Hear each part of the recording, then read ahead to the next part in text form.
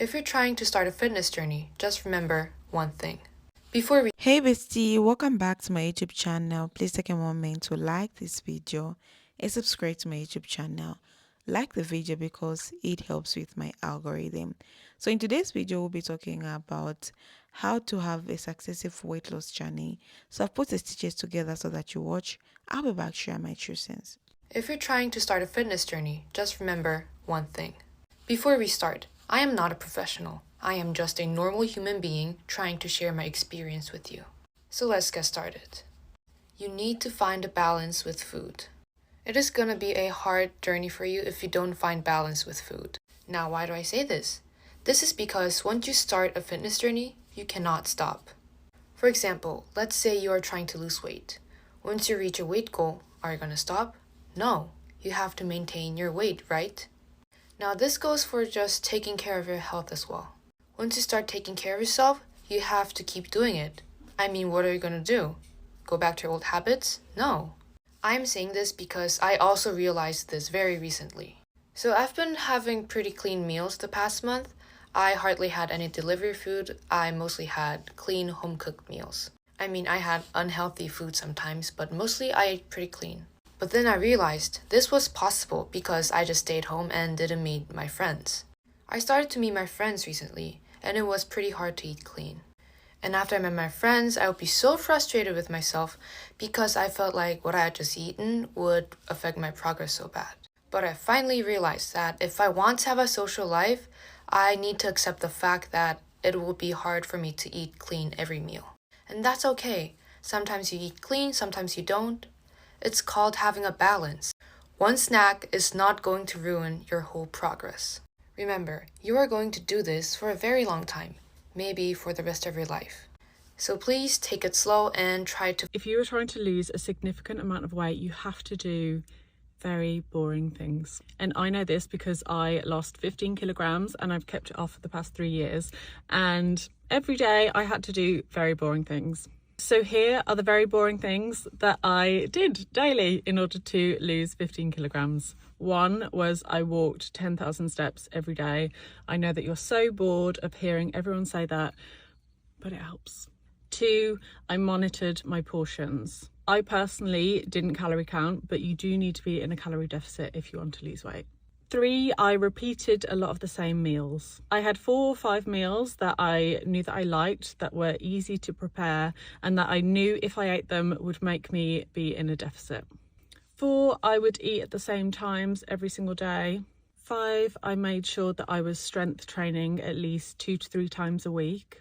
6, I introduced Pilates into my training. 7, I cut back on the processed food and introduced more whole foods into my diet. 8, I cut out alcohol temporarily because usually when you drink alcohol, your inhibition's lower and you eat more food. 9, I drank more water. And 10, most importantly, I was Okay, this is advice that I would be giving you if you actually wanted to heal your body and you need to heal your relationship to food. You need to stop binging, you need to stop restricting, you need to stop thinking that 100 to 1,000 calories a day is enough to feed a fully grown, functioning adult. Because here's the thing, we've been taught by society to think that that is normal. But the thing is that's enough to feed a fucking sparrow, bitch, and that's what you're currently consuming. No wonder you're tired, no wonder you're inflamed, no wonder you're bloated, no wonder you don't have your period.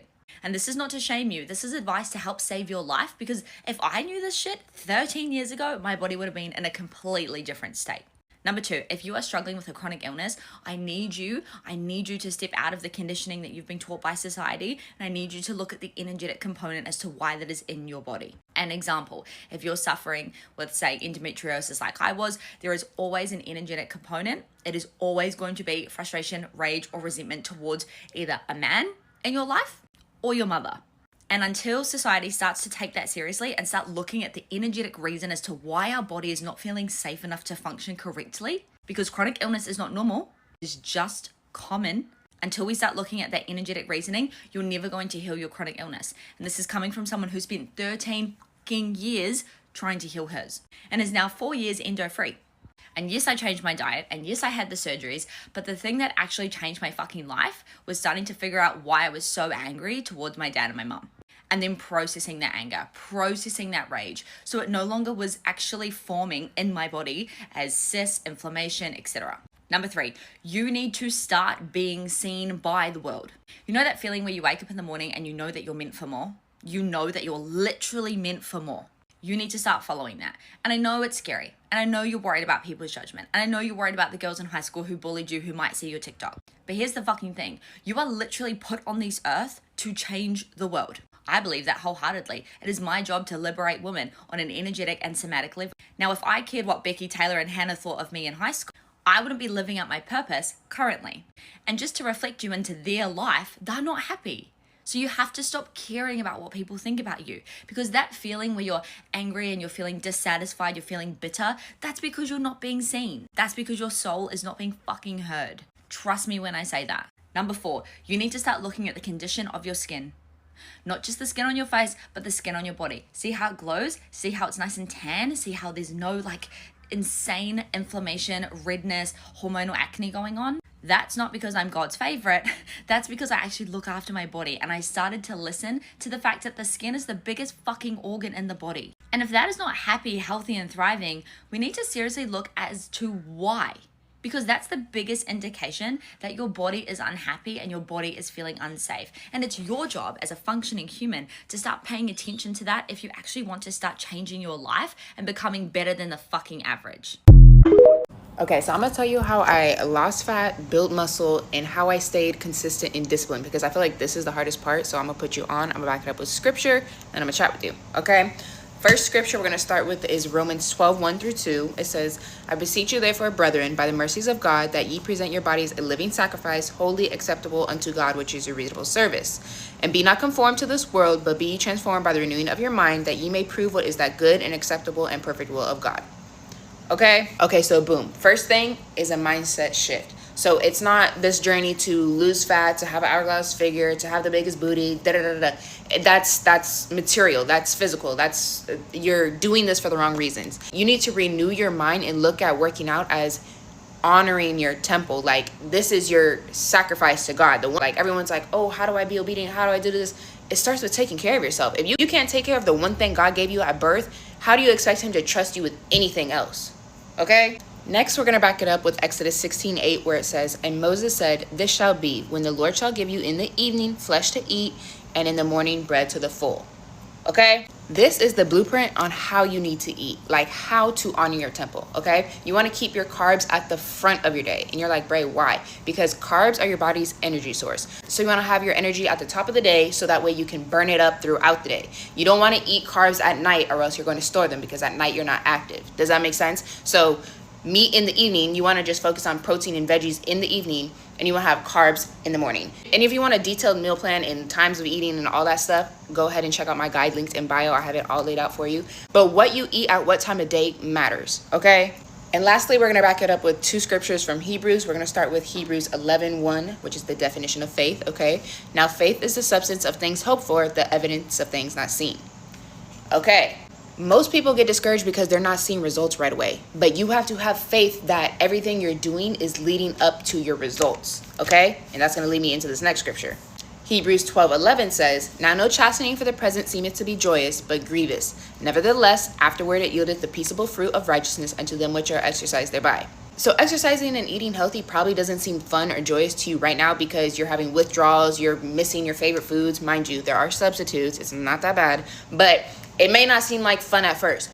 But afterward, you're going to see the peaceable fruit of your labor. Like, your hard work is going to pay off, and you're going to see the results. Because when you honor your temple, you will see results. The hourglass figure, the big booty, the lean abs, the sculpted back, the thin, lean arms, all of that will come to you because of the discipline. That is a byproduct of honoring your temple. Okay? So when you look at this journey as a chance to be obedient, eating macros according to the correct time of day, and when you're having faith in this whole journey, you will lose weight. And if you still need help, guides and one-on-one coaching are linked in my bio. Okay, I haven't done one of these in a minute, so get ready. Girlies who are trying to lose weight, get ready to save. I don't care. Let's go. Not only did These tips and tricks help me go from 298 pounds, I'm 5'2", to I don't know how much I weigh now because I don't weigh myself like that, but to lose over 120 pounds in a 3-year period. After year 1, I lost 98.8 pounds. I say over 120 because after the first year and a half, I stopped weighing myself, and I just would weigh myself when I would go to the doctor. So there's that. All right, so here we go. First things first, water, water, water. I know you don't want to hear it. I know you hate to hear it, but it's the facts. It is the facts. I don't care if you want a ceiling that looks like this. I don't care if you want a thing that looks like this. I don't care if you want one that looks like this, or one that looks like this. This needs to be your 5th limb. This needs to go with you absolutely everywhere. So, like I said, I don't care what type you want. It needs to go with you every single place you go. To work, to the gym, to your appointment, to the store, on your Target run, to Walmart, to the playground, to school. Are you getting my gist? It goes with you everywhere. It's your 5th limb. It never stays home. So if you need a home one, a car one, do it, because it needs to go with you everywhere you go. I've made videos like this before, and I'm gonna say it again, and I'll say it again, and I'll say it again, and I'll say it again. This is the key, the number 1 key to losing weight. Now listen, this isn't for my girls who want 0% body fat. This isn't for the girls who are trying to be shredded. This is for the girls who are trying to lose weight, sustain it. The moms, the wives, the working women, the women that want real weight loss that'll work for them, that'll be long-term, okay? Secondly, you need to be doing strength training. I know you don't want to hear it. You need to do it. I don't care what type of strength training it is. You need to be doing it at least minimum 3 days a week. Work in your cardio, work in whatever, 3 days a week, you need to do strength training. It doesn't have to be a long strength training, 25, 30 minutes, done, okay? Preferably in the morning. I know it sucks. I know we work, but if you could get up before your work, get it done, get it out, I promise you, you will feel better if you do it before your day starts. Because what I have found is that when you work out first thing in the morning, you are more apt to pay attention to what you're eating. You're more apt to really like keep it going, because when you do that hard work, you don't want to stuff your face and be like, oh, I'll work it off later. That's how our brain fucked with us. Number 3, you need to get some type of device that is going to track you, preferably a watch, a Fitbit, something that is going to track your steps and your calories. You need it. You need it. You need it. A visual is always better than what we think. You need to be at least trying to hit 10,000 plus steps a day. Listen, I work from home, and now I do my own business, but when I did work from home, this is not a big house, I average over 13,000 steps a day. Let's go ahead and see how many steps I have going on today. And I am currently at 12,560. And no, that doesn't mean that I'm like this around my house. That is just me staying upright. I'm not sitting. I used to be, when I was 298 pounds, I used to be sedentary. I'm always sitting. I was always sitting. I was always sitting. I was always laying. I was always sitting. I was always laying. No, let's be up. Let's be cleaning up. Let's be organizing. Let's be doing this. Let's be doing that. That is how you get your steps in. Straight up. Straight up. You don't have to go into a park and do a 10-mile hike. You don't have to do a 3-mile run. You can do this right around your house. Do some, organizing. Do this. You'll want to stay upright as much as possible. And this is what I'm going to finish this off with. Stop being afraid of carbs. Stop being afraid of carbs. And aside from stop being afraid of carbs, stop thinking that if you fall off the wagon after some success, whether it be a week or a month of success, that means that all your success goes out the window. I want you to think, oh, you know what? I binged that day. I fucked up. That's okay.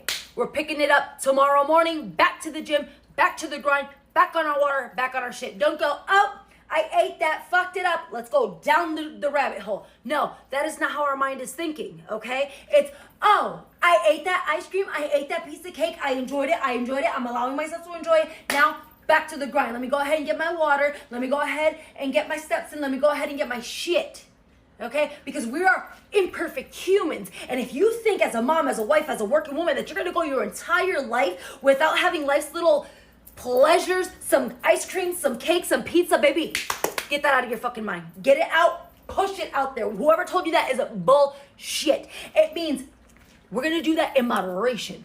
We're gonna do that in moderation. And you know what? When we have our activity level like this, when we go ahead and enjoy life's little pleasures, it doesn't do this to us. It's just like, oh, life's little pleasures, but we're still up here. Does that make any sense? Probably not. In my ADHD brain, it makes sense. Anyways, if you want more tips and tricks, I'm always here for you. I've been doing this for the last 3 years, and it's no, like, I'm not a fitness coach, I'm not a fitness guru, but I like to share what has worked for me. After years and years of yo-yo dieting, after years of like, how am I doing this, I have finally gotten to the point where I maintain my weight. I eat ice cream today. I ate KFC for dinner because I didn't want to cook.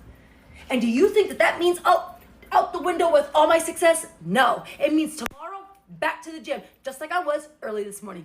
I love you. If you want more hacks, let me know. My favorite question is, where do I start my weight loss journey? Like, what do I change first? And the first thing you should do is take the freaking sugar drinks out. It is the simplest thing that you can do for yourself. You could save 200 to 400 calories a day. Dude, you know how many sugar drinks I had? A Hawaiian fruit punch. Ooh, that one, I used to drink that shit all the time, and I didn't realize how much like calories I was just drinking away. All your sugary Starbucks drinks, switch it out to almond milk.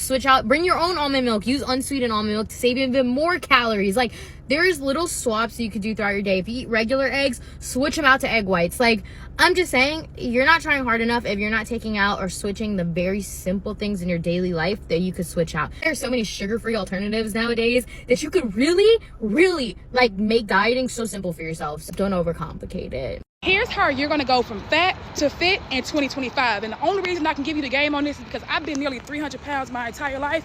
I lost 100 pounds naturally. I've been able to keep that weight loss off for the last 8+ years. I own a women's only gym here in Houston, Texas, and I'm gonna show you how you can do the exact same thing this year alone. Let's get it. Number one, we are going for more whole foods. 30 grams of protein at breakfast, 30 grams of protein at lunch, 30 grams of protein at dinner. More than likely, you're always hungry, or you always need a little snack because you're not having enough protein. So decrease those carbs. Keep a little carb because that's the energy, but more protein. That's number one. Number two, movement, sis. I used to love to lay on my couch for days at a time, okay? I would work laying down. I would work sitting down, eat, not move, eat, not move. You are going to go for a 3-mile walk every single day. This can be a slow walk on the active rest days and a brisk walk or jog on your actual workout days, okay? So we're going for cardio every single day. That's how you're gonna go from fat to fit. You gotta move that body more. You gotta dig deeper into your deficit. And number three, we're gonna pick up weights at least 3 to 4 times a week. People ask me all the time, do I have loose skin? I do have some loose skin, of course, because I did lose the weight naturally, but I pick up weights 3 to 4 times a week. I do a lower body day on Monday. I do an upper body back day on Wednesdays. And then Friday and Saturday, I do a full body compound movement, my favorite type of workouts. And I keep my protein up.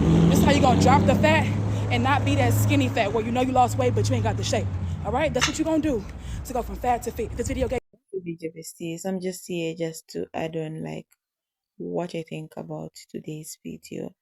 Because bestie, when it comes to starting a weight loss journey, most people are caught up in the idea of quick results.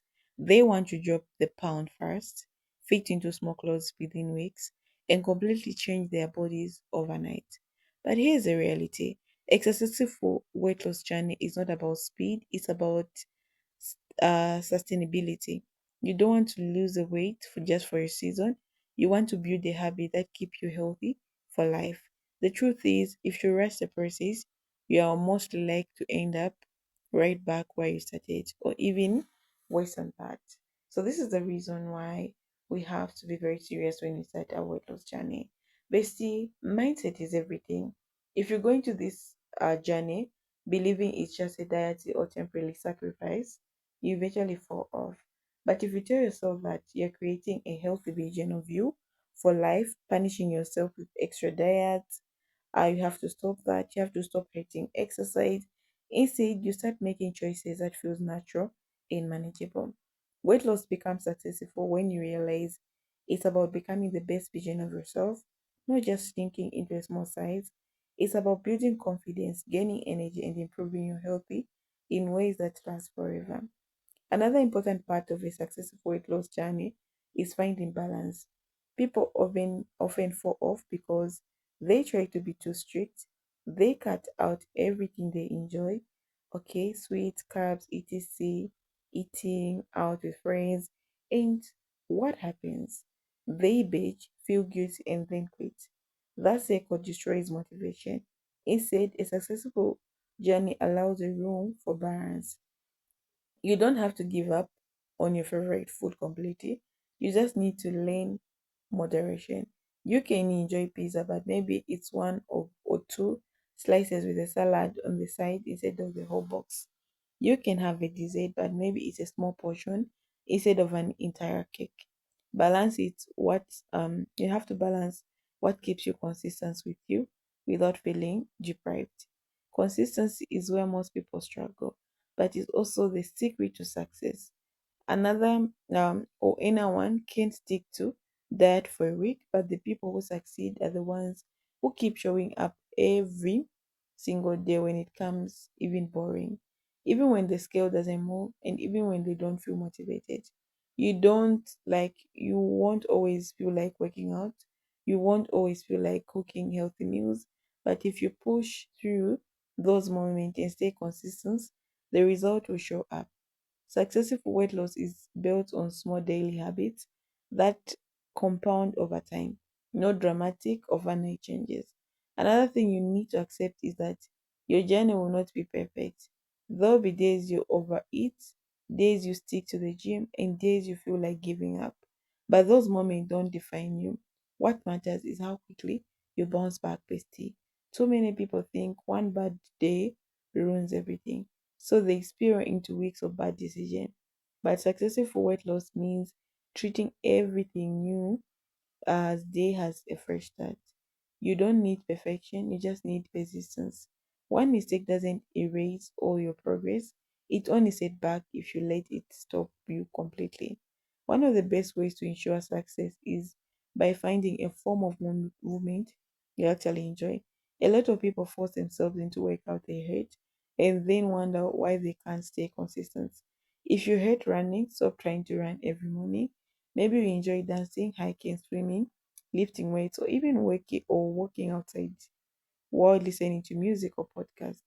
When you enjoy the way you move, exercise it doesn't feel like a punishment. It feels like a reward. That's when waking out stops being something you drained or you hurt so much. Nutrition is also a huge part of the equation. You can't just train a bad diet, no matter how hard you try. But successful weight loss doesn't mean starving yourself for eating nothing but salad. It means fueling your body with food that gives you energy, keep you full, and help you recover. Focus on proteins, whole grains, fruits, vegetables, and healthy fats. When you build your meals around these, you'll naturally start feeling better, and the weight loss will just follow. Remember, it's not about eating less, it's about eating better. A successful journey is built on nourishment, no restriction. Accountability can make a difference too, whether it's sharing your progress with a friend, joining a community, or tracking your workouts and meals. Having accountability helps you stay on track when motivation fades.